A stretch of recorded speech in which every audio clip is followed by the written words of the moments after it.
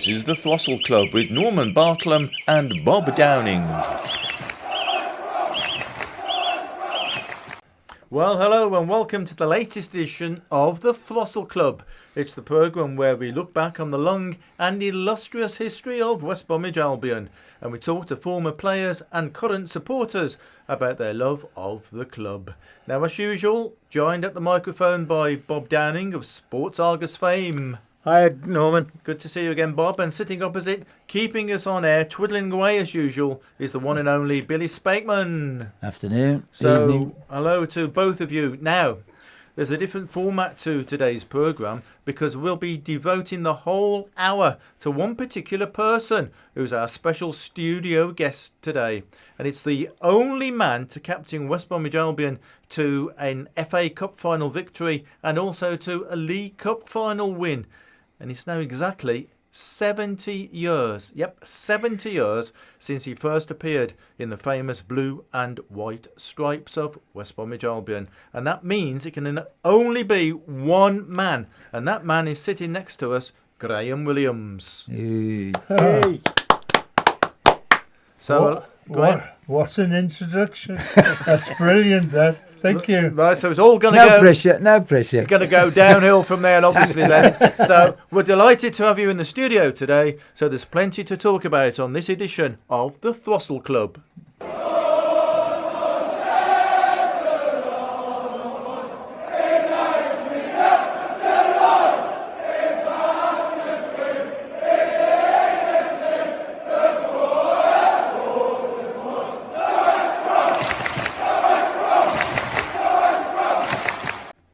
So welcome then to this special August 2024 edition of the Throstle Club, celebrating the marvellous career of Graham Williams. Now, That's not What's very that good. supposed to be? What's that? No, it's somebody from Who's Gornal. from that Gornal? I've been practising that as well. Good grief, I've had years of practice in going into this. Now, it's no secret, of course, that you're one of the oldest living Albion players, Graham. So I'm not happy about that. but you are third oldest living player, I think, behind Jeff Barnsley and Ray Crawford. We've had Jeff Barnsley on the programme in the past. He was very good as well. So the third oldest living player. Isn't the guy at Man City, Tony, the fullback? Isn't he still alive? Who's that, Tony? Book. Tony Buck. We're talking about Albion. We're only talking about okay. Albion. Your Albion royalty, Graham. Well, I don't like it. Yeah. I still feel as if I could play. Well, actually, Graham, we've got a charity football game on September the 1st if you're available. So that's it. It's signed for the Albion 70 years ago and signing for your lot this weekend. So there we go. Like Country Radio All Stars, it would be, wouldn't it?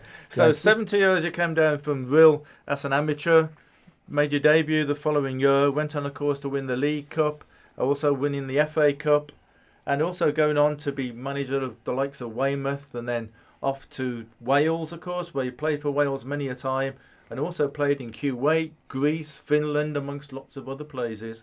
And I've played everywhere, Yeah, man.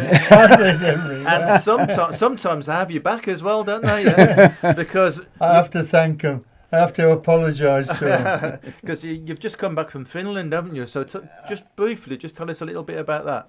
Well, it was beautiful, and it's a beautiful. Lots of thought went into it. It was a reunion because I'd taken the team, which in standards you would think, how can I say, it would be like Conference League team, and I'd taken them through to the quarterfinals of the Cup Winners' Cup, losing out to Marseille, and they respected us, and they had 9 French internationals playing against us, and we were pleased because the club got a lot of money because we played both games out of Finland because of the snow. We played one in Bari in Italy, and then we played one in Marseille. And my boys I had 2 firemen on there. I had a couple of schoolboys playing. So it was a good education, but it was a good trip. And we only got beaten by 5 in the 2 games. So we were very pleased with that. And they were just renewing the memories of what we've been doing, or what we did there together. But the club, they made enough money to last a couple of seasons. Yeah. And they welcomed, and I'm sure you were with me at the time. I'm sure you enjoyed meeting the people from Finland because they're lovely people. Yep. So that ROPS for short. You were their most successful manager ever. Hence the big reunion recently. No, and Father Christmas is the best. This game was played on the Arctic Circle, of course, Yes. on the midnight sun. So the game that was played there finished just before midnight, and it was brilliant blue sky still at midnight, which is amazing. Well, you were still drinking at 2:00 and sunbathing at the same time. Well, okay, I admit it. I enjoyed it. Yeah, but Father Christmas was there because it's when people write to Father Christmas, the Santa Claus village is actually there, isn't it? Correct. Yeah. On the Arctic and Circle. we had a girls' team, and the girls' team, their job was to reply to all letters sent by children to Father Christmas. Mm. You know, and the funny thing about it is he's coming, he says, "Oh, I remember you," and I'm thinking, "No, you don't." But Father Christmas came on to take the kick-off as well for the match, so he was really? he was the centre forward. It's Now, gone listen, downhill I already, tried to Bob. sign him for the Albion, but no. But he couldn't do it because there was a clause in his contract. Oh. Anyway, enough of this. We're going to talk about It gets worse. talk about Finland and the other overseas events and teams that you've played for in another special programme later. But for today, we're going to concentrate on West Bromwich Albion and your early years. So, 1954, let's go back 4 years before I was born. All right. What about you, Bob? 1954? Oh no, I was. What were you I was doing? 8. You were 8. What I about you, was Billy? 2. Oh, right. So, 1954, a kid from Rill then. Tell us a bit about your background and how you got into the football side of things. Well, I wasn't interested in football to start with. I lived in just outside Wrexham, a little place called Rossett, and they didn't have a football team because North Wales in that area was all rugby. So I wasn't playing, and what happened was that living in the house, my father worked on the farm, and we had a tenancy from the owners of the farm, who later became chairman of Wrexham. He didn't even know, but I wasn't playing football at that time. But what happened, we went out for a walk one evening and came back, and our house was on fire. The house had caught fire and got burnt down. So I had to move. So I moved then to Rill, and we lived with my 9 and Tide. And I was sleeping in a garage for 6 months until we got a council house. And then I started playing football at the age of 10. And I was playing because of my uncles. My other uncles played for the youth clubs. One was in the army. He played for the army. So I used to go about with them. And I was the only left-footed one in the family. So I got put in either on the left wing or in goal. So that's how it all started. And I was into boxing more than I was at football at that time. Now, you had a prisoner of war on the farm, wasn't you? Walter, well, only a little guy, but he was an amateur boxer, and because of the war, he'd been captured, and he was working on the farm with Dad, and he was teaching me how to look after myself, because I'm not a very big guy, and he was teaching me how to take care of myself really in a fight. And he used to say, whatever you do in your fight, what you do, don't show you're hurt. And that went through my career, having played. I've got a great story about Aston Villa, being at Aston Villa, but you do not show you're hurt because it will please the opponent. And I tried to keep him to his word, or keep myself to the word. Yeah, that's good saying that. Yep, and we'll talk about that Villa incident a little bit later in the programme, I think. So you became Charles Buchan's Youngster of the Month, didn't you, in June 1952? What an accolade for a little kid. Well, I moved. It started up first of all. Nobody in the school was a left footer to start with, so I went on it, and I was quick. I was very quick. And one day, somebody didn't turn up, or been put on having trouble getting to the game, and I played centre forward, scored a goal, and then I played centre forward for the rest of the time at school, and I set the record up for scoring the most goals, and that's how I won the Charles Buchan.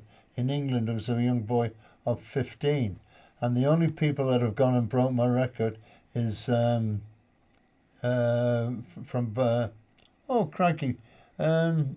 Owen. Michael Owen. Michael Owen, because he lived in Flintshire, and Michael Owen, and the Welsh Rush. Ian Rush, yeah.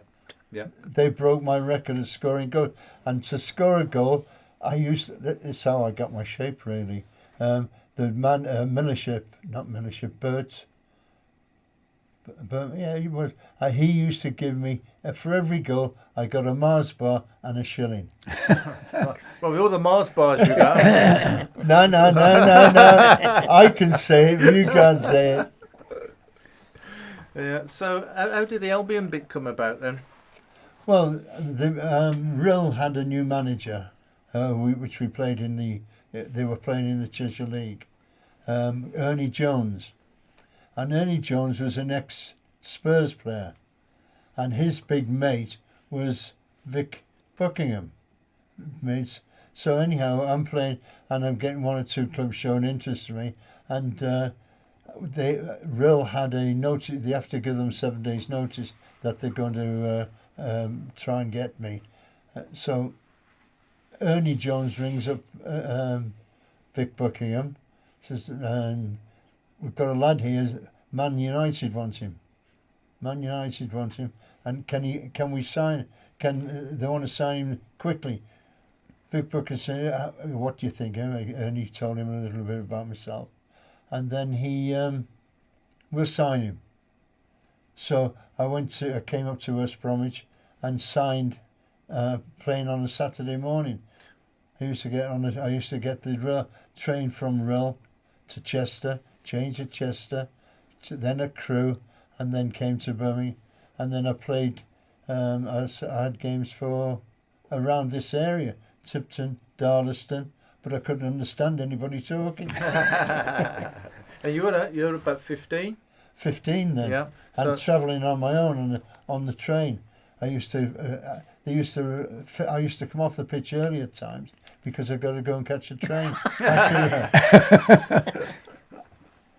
Yeah, brilliant. So when you came down here, was Harry Ashley was the famous kit man, wasn't he? Oh, was he just? Go on, tell us about some of his stories. Well, Harry was in charge of the dressing room, and that was before he taught Dave Matthews everything.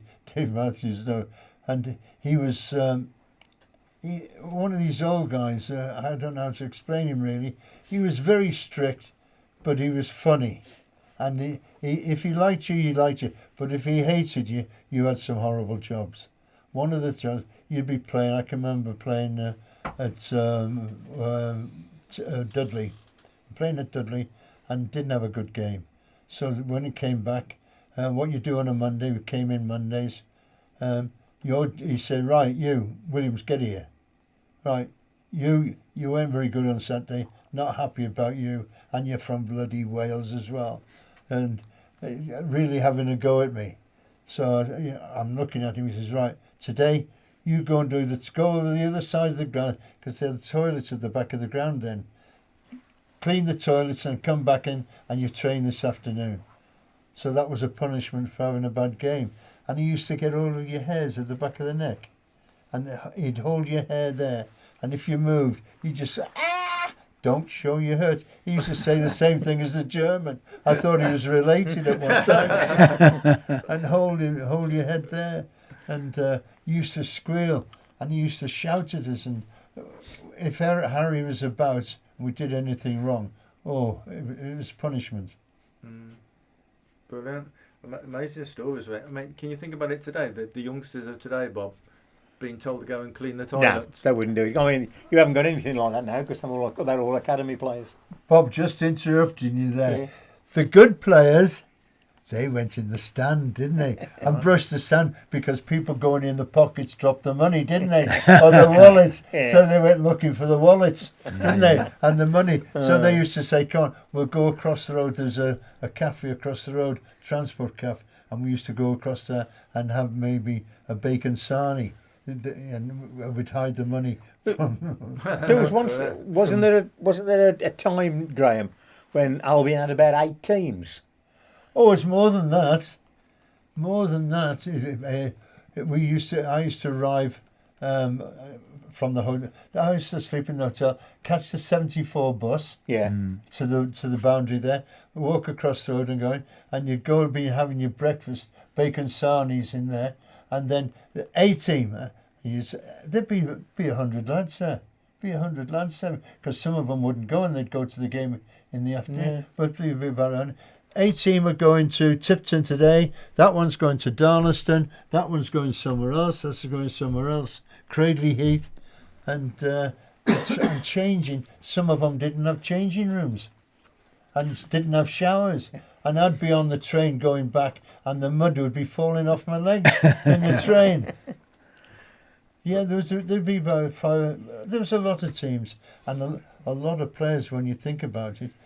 All trying to get on the books at West Bromwich Albion, and we turned a lot of players down. You know, some of the Brian Kidd, Colin Suggett, and we bought Colin Suggett a couple of years later. I think it was $100,000. Yeah, it was That's the right, first yeah. £100,000 Yeah. player. Yeah. Yeah. So back home, what were people thinking? Your parents and that letting you, as a 15-year-old, go off and do this? The worst thing about it is the two. I was playing 2 games on a Saturday, and one of the teams, 2 games, I'd play in the morning for the school or the county. I would play in there, and then I would play then for Connorskey, a little team in Connorskey, and they were affiliated to Everton, which I didn't know at that time, and so everybody's saying, "Oh, he's in Everton. He plays for Everton," and it got around I was playing for Everton.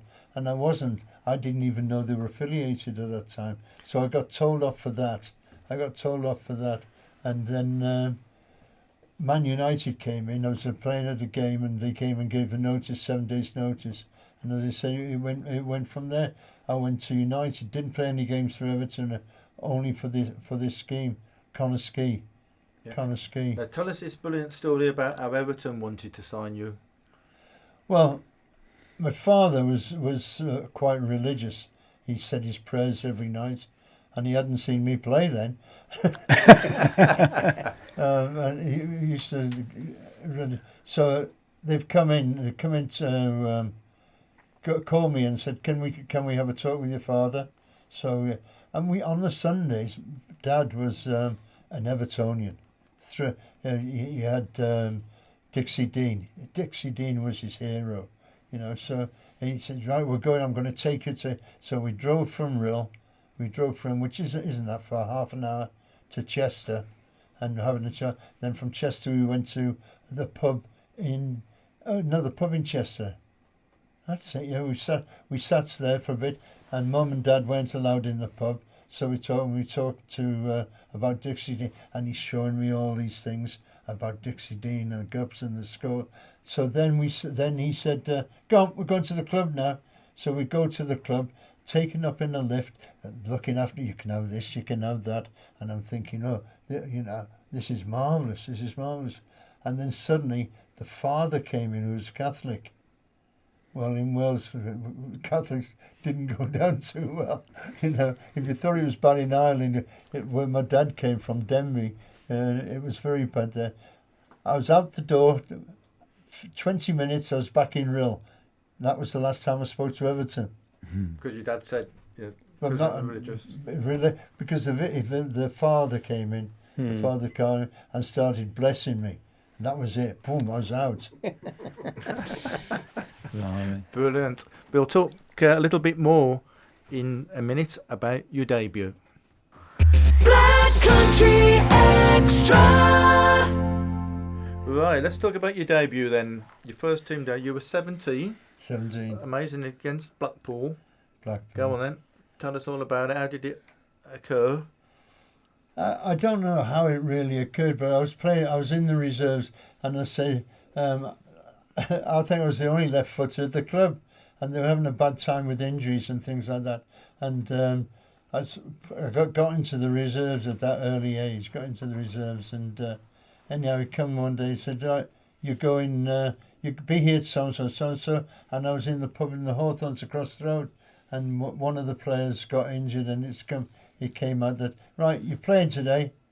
Playing? Yeah, you're on the wing, and oh, great. So I go in and play, and you're playing against Stanley Matthews.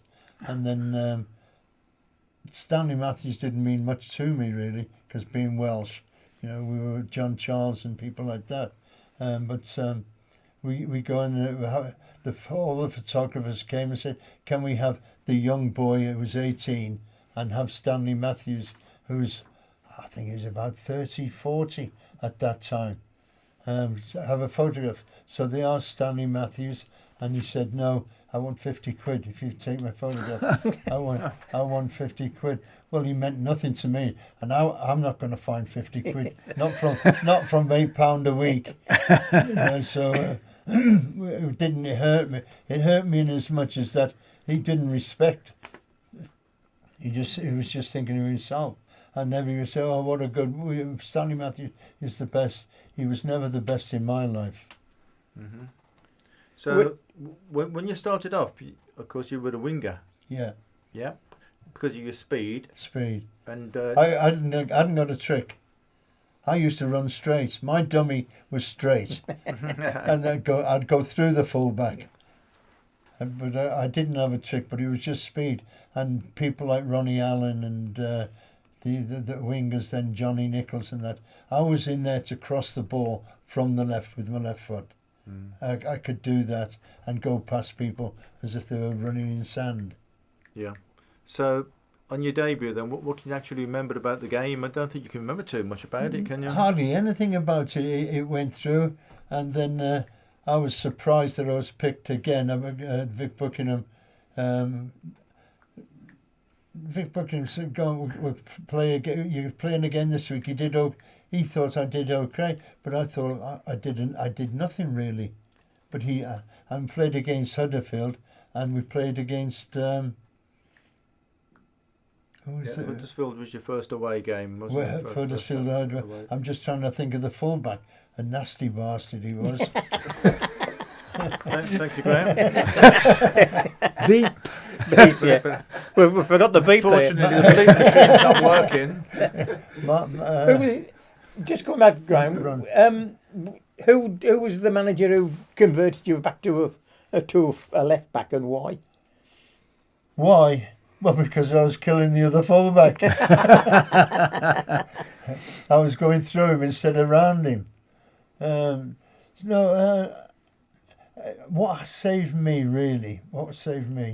is, and I think about it now, especially with the government today, or the last government, the Conservatives, saying we're going to have national service again.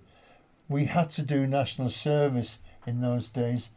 At 18 you went in, and I went into national service in Oswestry. Up to that time, if it had been now, I'd have been released. I wasn't a good winger. I didn't have a trick, but as I said, I was very quick. And then Vic Buckingham left. We had a problem, or Vic had a problem at the club. Got the sack, and Gordon Clark came in. And Gordon liked me. I found out later he liked me, and I was on leave from the national service. I used to have a midweek league. Where players who were not fit or been injured, and we used to play, and the game was at Birmingham. So they said, we're going to try in another position, Graham. You're going to play fullback. So I went to Birmingham and played on a Wednesday. And Birmingham made an offer for me for a small size. He says, you're not in the first team. I said, I hadn't even played in only 2 games, but as a winger. He said, we'll buy you. And they I'll tell you the story, but they approached me, and and Gordon Clark says, yeah, I think you may, and then I moved back to fullback, and from then on, everything had been rosy. Yeah. You were quite lucky, really, in your national service bit because you were based locally, more or less, at Ottawa Street. And that was a lot to do with the Albion Big Chief, Major H. Wilson Keys, wasn't it? I've been talking about him this morning, I've been into the club this morning. Major is right. He's one of those people, I don't know whether you, as a little boy, you saw people coming towards you, walking towards you, and you're thinking, oh, crying out loud, it's him. And you'd hide, go down another corridor or something like this. He was tall, he was straight, and he walked, and he looked through you. What are you doing here? What are you doing? In the army, we got out of it by carrying a piece of paper and saying we're getting signatures. But when you're at West Bromwich Albion, you didn't have signatures, and you used to run and hide from him. And then when I got my call-up papers, Major Keys took over then.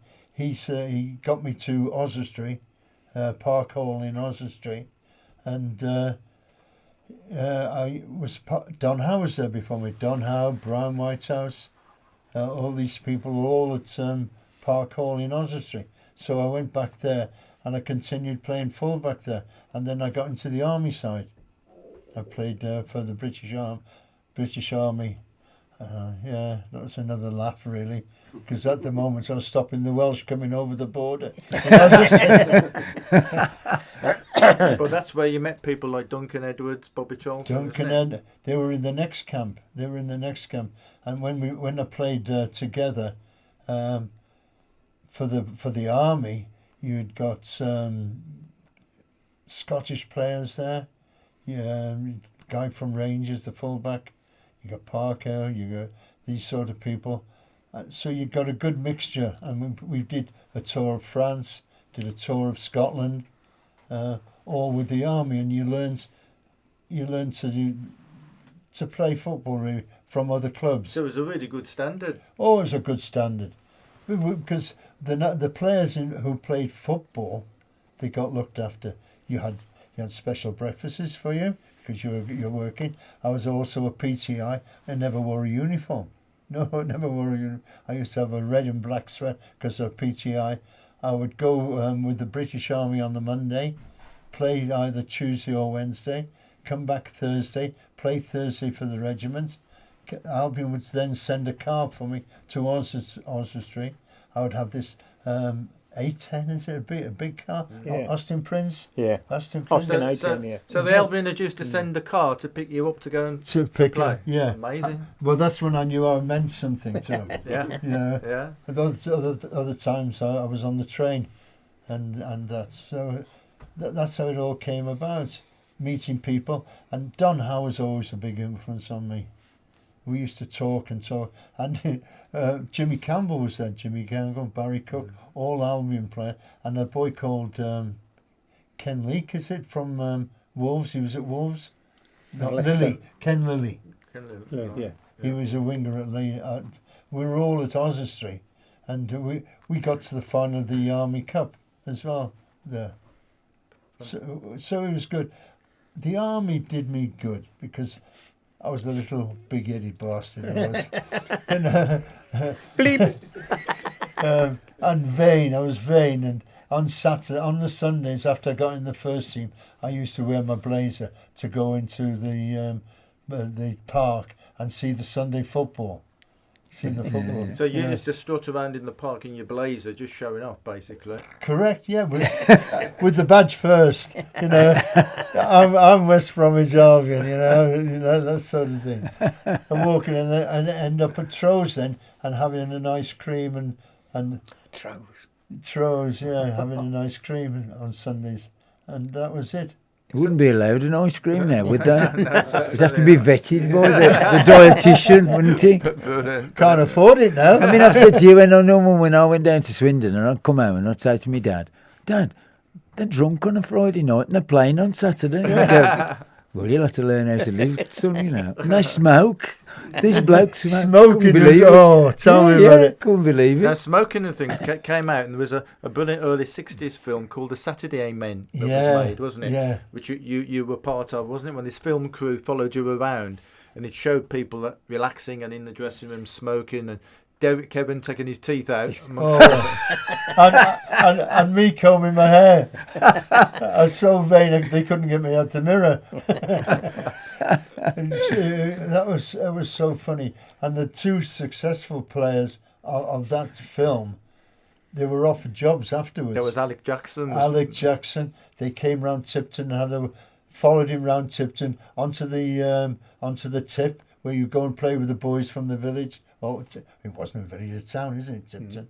You know. And then Clive Clark had joined us then, and they said they're natural actors. We want them.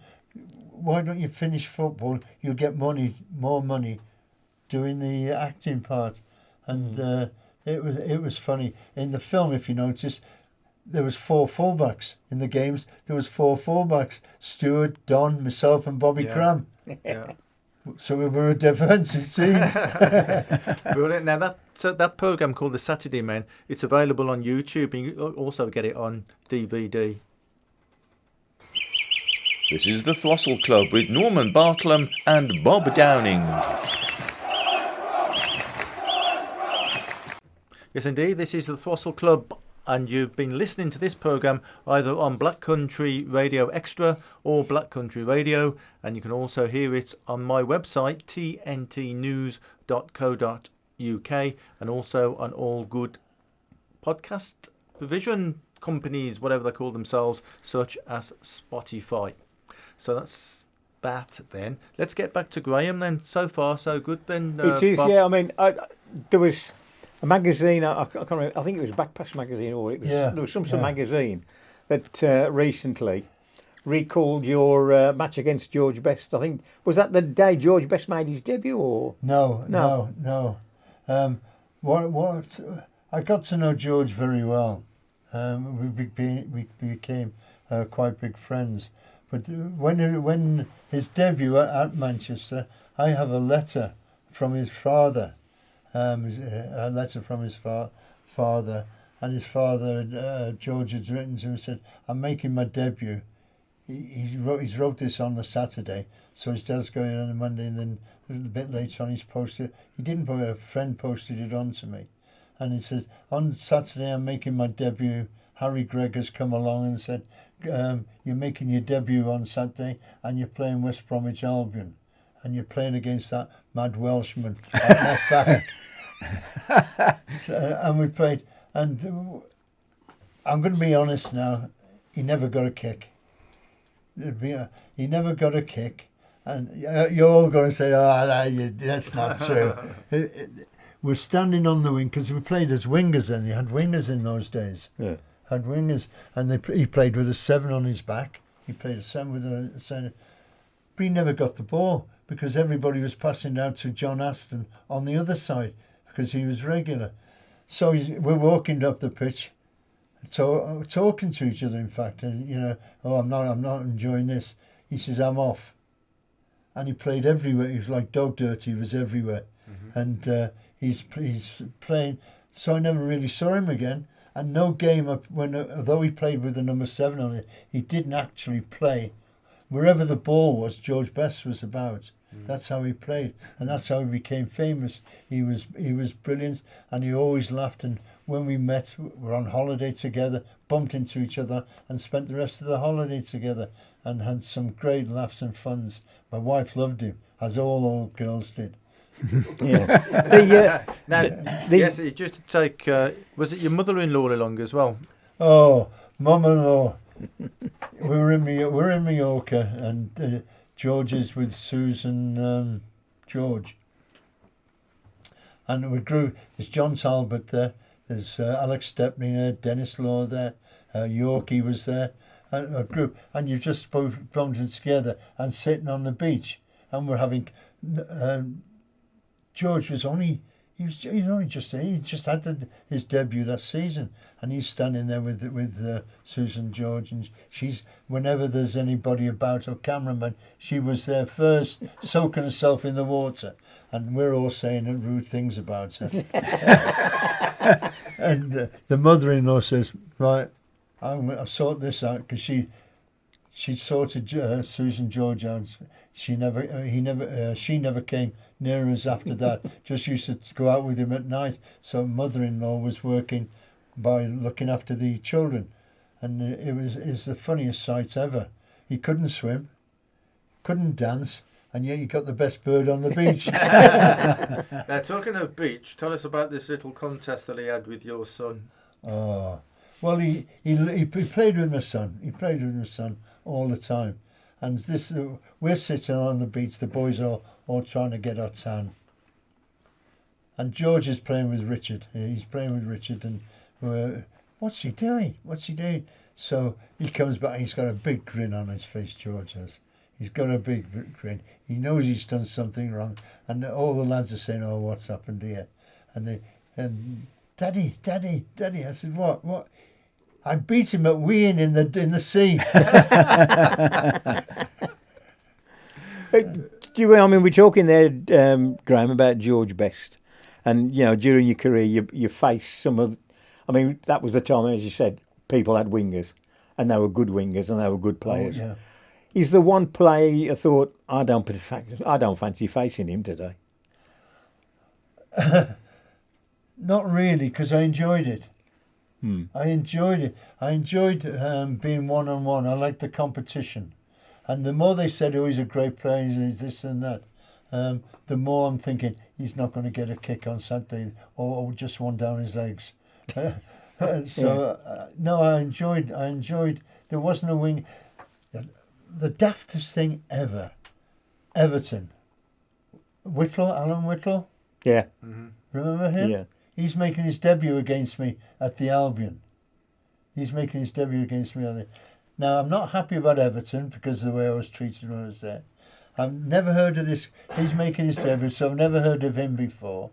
So we're standing there, and they're running out, and this little guy comes out, long hair, socks down by his ankles, and I'm thinking, who the effing is that? I'm thinking, look, who does he think? Does he know about me? Does he know? And he gave me the biggest chasing ever. And then a couple of years later, I'm doing a questions and answer at Everton, at a dinner, and that we're playing Everton up there. And I'm telling this same story. And this guy, and it was the only bloody good game he had. Which neatly brings us on to a team called Aston Villa. Oh, yeah. Go on. You've never liked the Villa, have you? Well, when be careful, we got some presenters who support the Villa. Well, I know. I lived in Four Oaks. I had a testimonial, and I lived in Four Oaks, and it was Birmingham and Villa players, and we used to go to Moore Hall on Saturday nights. Alan Ashman and John Talbot, John Kay, we used to go to Moore Hall, and we'd have maybe a dinner at night after games and this. And these Villa people were all winding me up. They were all winding me up and giving me stuff. And I said to them, I like the Villa. So they've gone, oh, what's this then? I said, well, I like the Villa. I go and watch all the games. And I go an hour earlier so I can hate them an hour longer. And then when I went to Weymouth, I went to the job of player Weymouth, and Heather and I are thinking, let's go down there for a weekend. Don had released me. He'd got so much stuff. He released me, and we go down there, and we're talking and everything, and. He was going to keep me on, first of all, going back to he was going to keep me on. He says, if you can get Rod Taylor he was at, where was he at? London, Luton. Was he at Luton before? Swindon. If you can get him, he'll come in at full-back, and I'll be happy. And you can do it. So I go to Weymouth anyhow. Let's go back to the Weymouth story. I go back to Weymouth, sitting there with Heather, and this team runs out in claret and blue shirts. I look at the programme. Weymouth have got claret and blue shirts. Claret and blue. Claret and blue. And the chairman It's was... like Peter Kay saying garlic bread. So I'm looking at the chairman. I'm thinking, can't do that. Can't do that. And I don't know how to tell him. So half time comes in and he says, what do you think, Graham? I said, I'm not going to sign. He says, why? I says, well, it's a long way from Birmingham and I'm looking for a bigger job, a bigger job. Oh, he says, okay. No, and he says, and we got talking. He says, don't you like it? I said, Mr. Ball, I'll be honest with you, I can't play because of the colour of the shirts. I can't manage a team in claret and blue. Oh, why? I said, I just can't. I can't run out in a claret and blue shirt. That's it. And he said, so they called a meeting. And we're there Sunday, and they have the local paper come out. They're having a vote. Weymouth are going to change their shirts. Well, I said to him then, I called him and said, I said, I think you really want me, so I'll sign for you. I signed. And the first thing I did was change the shirts. I played with white shirts with a sash on. Yeah. Oh, blimey. Yeah.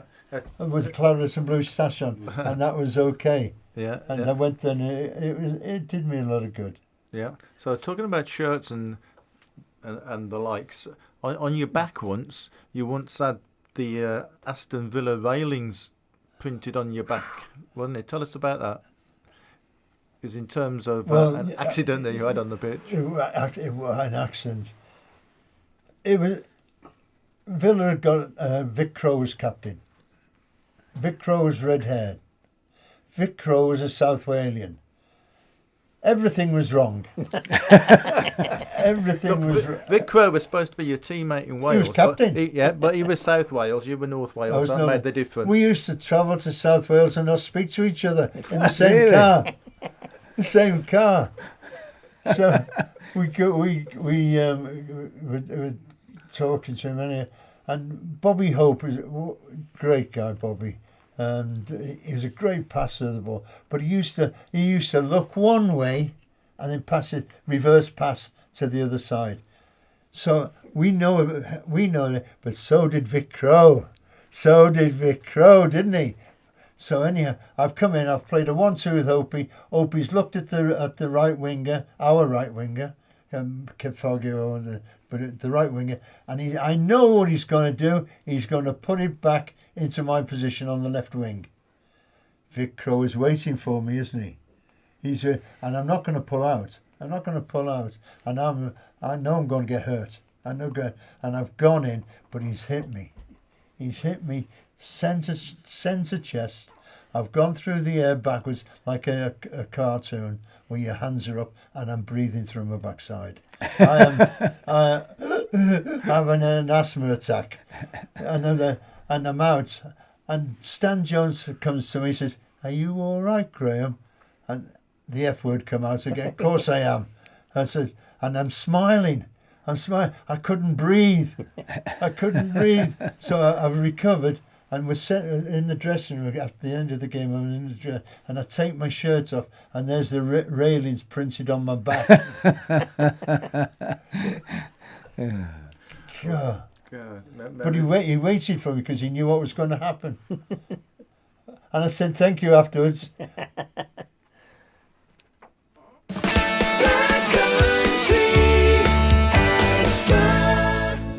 Well, it certainly is extra, Bob, today, isn't it? It is. Talking to Graham Williams. Yeah, not that we've said much ourselves. No. I've learned so much today about him. I mean, I started with Graham with the Midland Chronicle, and then it was Express Star, and then a bit in the Mail. But I mean, what he done for the Albion. I mean, you can understand now. People of my generation, no matter what they think, he's still the skipper. Yeah, indeed. Yeah. And of course, the League Cup and the FA Yeah. Cup victory. So I mean, the League Cup, 65, 66? Well, I mean, I hadn't been on the Chronicle long, and I was just sort of starting out, and to be involved in a League Cup. I didn't go to the first leg because the Midland Chronicle wouldn't pay expenses to go down to London. But I did the second leg, and when you think 66. There was 3 players there that had won the World Cup for England. Yeah, perhaps we should explain to younger viewers that we beat West Ham in a two-legged. It was a two-legged then. Against the mighty West Ham yeah. United. West Ham won 2-1, wasn't it, the first leg? Yeah. And then we hammered them at the Hawthorns. But you have to remember, Martin Peters, Bobby Moore, Jeff Hurst were in that West Ham team. Yeah. And they came to the Hawthorns, because I remember the match. And I'll tell you something, this fella and the rest of the Albion team never get him a kick. Oh, Yeah. What do you remember They about were that? absolutely superb that night. what do I remember about that? If you believe this, you're going to believe anything. I picked the ball up just in the circle. Picked the ball up because I played midfield that day. Ray Fairfax Yeah, played that's in right. fullback. I was coming back and I played in midfield. Supposed to be the defensive midfield or the destroyer in midfield. I picked the ball in midfield, beat their midfield player, had a dribble, run another 5 yards, beat another man. Goalkeeper's looking, he's looking. I've given him the eye. I've beat the centre back. And then I've smashed it with my left foot 30 yards away. It's gone into the bottom, goalkeeper's left-hand side, and we've won the game. Now, if you believe that, Well, we certainly did win the game. What was it like then to hold the cup? we'd been to the year before, remember, we'd been to QPR, which I'm not mentioning that at all. We went to QPR and we lost it to Wembley. And we went to West Ham. And Jeff Throstle was injured. But he loved playing against West Ham because nobody could head the ball. There wasn't a player on their side that could head the ball. And the goalkeeper standing was a cricket player more than he was a footballer.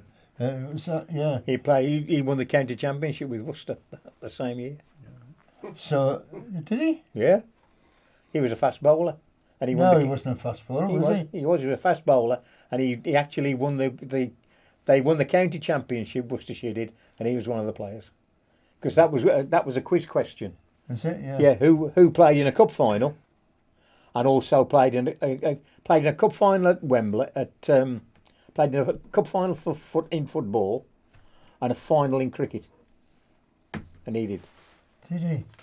and he won the county championship. Jeez, didn't know that. Good information. Yeah, so we went to Aston Villa. We went that's one of my bars. We went to West Ham, and Jeff had to have an injection.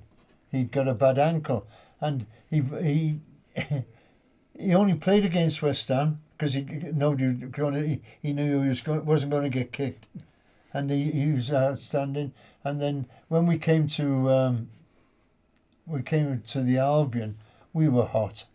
We were ready to go. We were bashing the doors down, making noises. We wanted to get them up there, and it was the best football we played that night. We played one. The Man United game was one of the best we played, but that was one of the top games we played in. We played some great stuff. And nobody would have beaten us that night, and it's that was our first trophy. Remember, after the 54 side, That's Yeah. right. and Yeah. they were a great set of lads. Just to reiterate about Jim Standen. Jim Standen was the West Ham goalkeeper, and that's where that connection came from. With the cricket Yeah, connection. with the cricket. But I mean, he did play football and cricket. Yeah. Well, So- he mixed it, didn't he? Yeah. And players did it that time, didn't they? That's right. They yeah. used to Well, play. Jim Coombs did as well. in Jim the Coombs later did it. years, of course. Yeah. Yeah, so let's move on then. So we've got the League Cup. So you had the taste for success.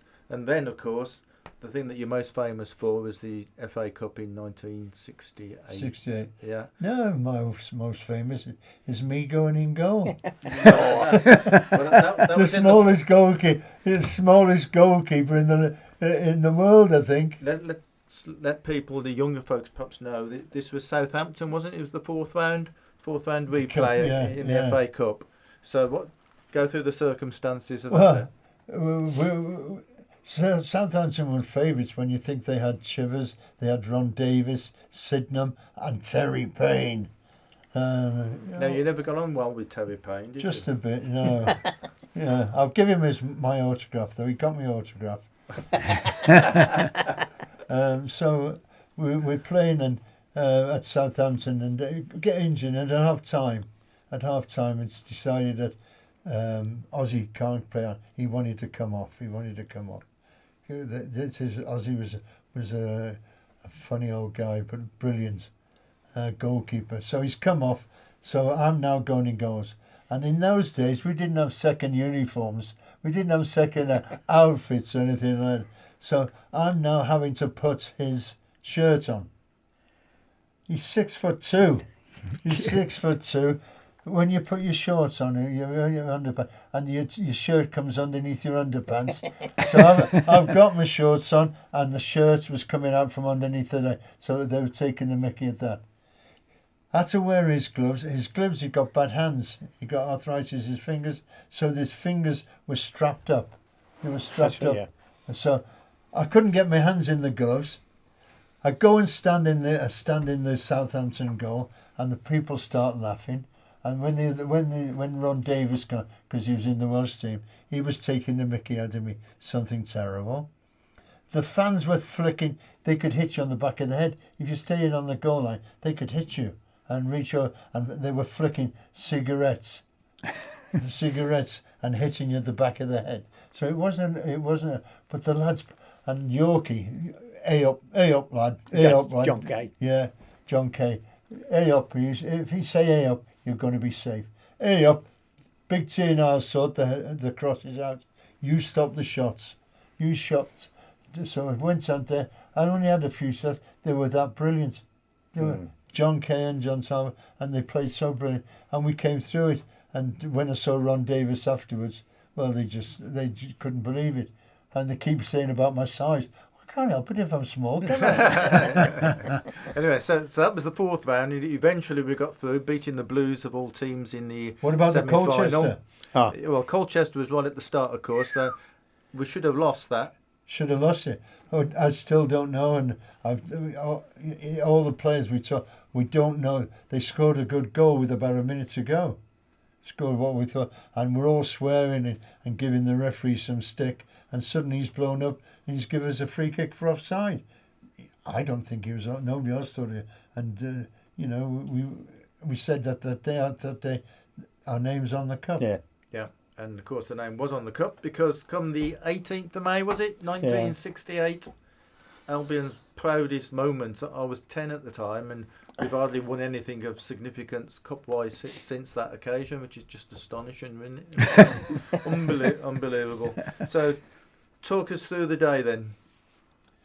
Well, we had so many games. We didn't. It wasn't anything, because we were so tired at the end of the game. Even walking up the stairs to Wembley up the back, still a little bit. Oh, we've won the cup. Because we were there before, it was expected. And me coming from an Everton area, I was just, oh yeah, you got it, getting back at them, But it was. We were happy because we made history. That was the main thing about we made history. The interesting thing, Graham, was that before that, in a league game at the Hawthorns, they'd beaten Albion 6-2. That was the one where Whittle played. That was Whittle. That was Whittle played. Yeah, he destroyed me. Yeah. He destroyed me. So you must have gone into the cup final, really, as underdogs. We lost both games. We lost at their place and 6-2, I think it was, at our place. Yeah. So you obviously didn't feel as though you were underdogs.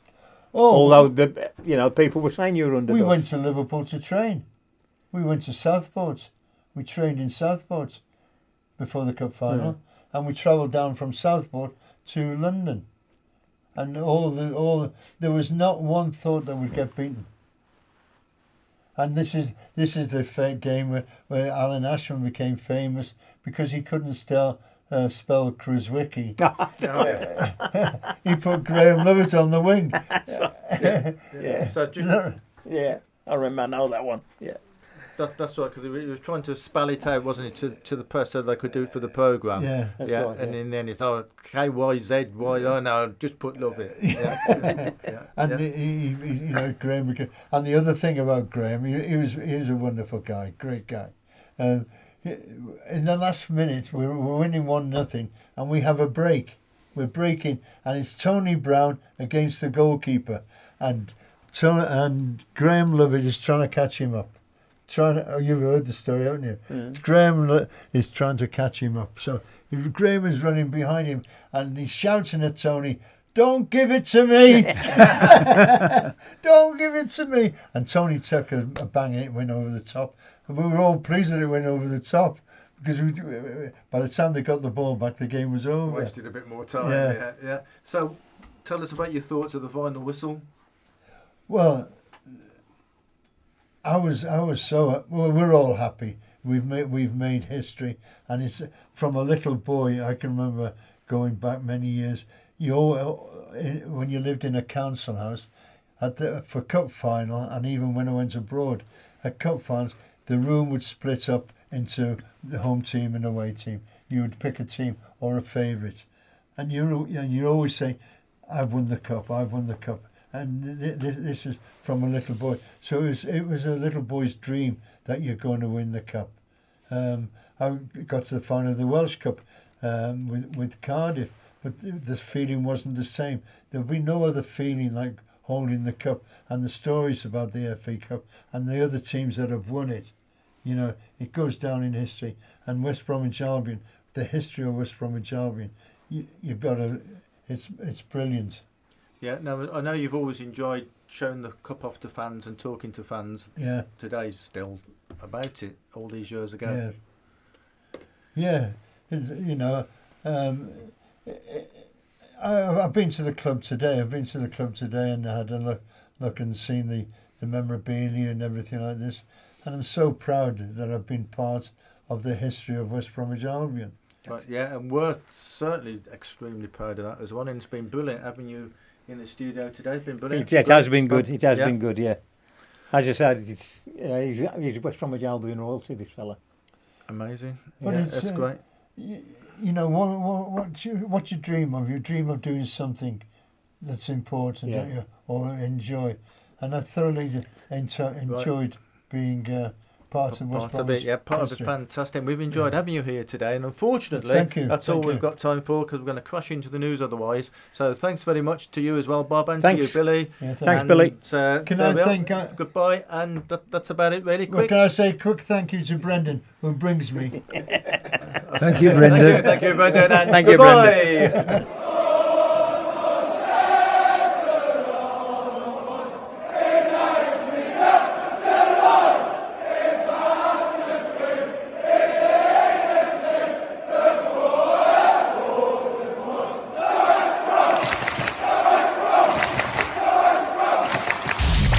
Live from the Black Country, online, on your mobile,